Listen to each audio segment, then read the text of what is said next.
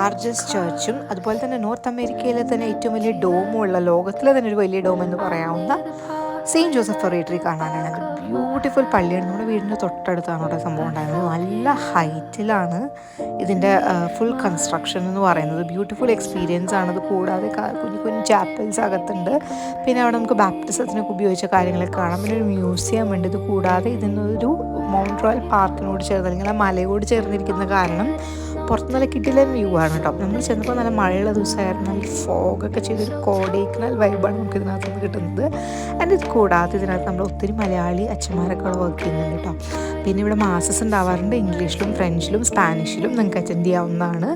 And on top of that ഇവിടെ ഒരു beautiful ആയിട്ടുള്ള ഒരു ക്യാൻഡിൽ റൂമും ഉണ്ട്. കുറേ ഒത്തിരി മെഴുകുതിരികളൊക്കെ വെച്ചിട്ട് ഒരു അടിപൊളി ഇതാണ്. അപ്പോൾ നിങ്ങൾ മോൺട്രിയൽ വിസിറ്റ് ചെയ്തിട്ടുണ്ടെങ്കിൽ മസ്റ്റ് വിസിറ്റ് ആണ് കേട്ടോ സെയിൻറ്റ് ജോസഫ് ഫൊറേറ്ററി.